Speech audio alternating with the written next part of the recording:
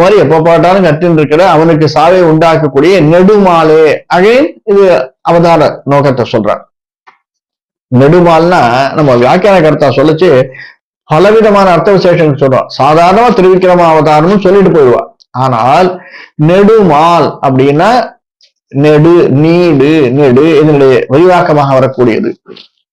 நெருப்பெண்ணன் என்ற நெடுமாலை உன்னை அறுத்தித்து வந்தோம், அபேட்சித்து வந்தோம் அப்படின்னு சொல்ற. உன்னை நான் அண்டி வந்தோம் அப்படின்னு அர்த்தம்.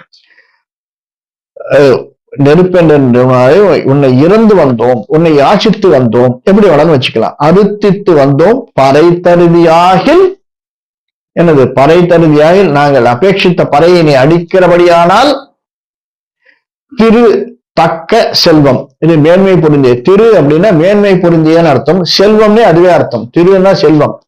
திரு திருமதி, செல்வம் செல்வி இல்லையா? திருனா மேன்மை பொருந்தியன்னு ஒரு அர்த்தம். திரு தக்க செல்வம், தகுந்த செல்வம். திரு தக்க செல்வம் அப்படின்னா மேன்மை பொருந்திய, தகுதி பொருந்திய, தகுதி உண்டாக்கக்கூடிய செல்வம். செல்வமும் சேவகமும். இது சேவகம்னா என்ன? வீரியம்னு அர்த்தம். சேவகமும் திருத்தக்க செல்வம் சேவகம் யாம் பாடி, நாங்க பாடினோம், யாம் பாடி வருத்தமும் தீர்ந்து மகிழ்ந்து இருந்தேனோர். வருத்தம் இல்லாம மகிழ்ச்சியோட நாம் இருப்பதற்காக. இதெல்லாம் எதுக்கு சொல்றா?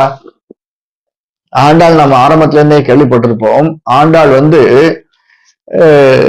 நோன்பு நோப்பதற்காக ஆரம்பிச்சிருக்கா.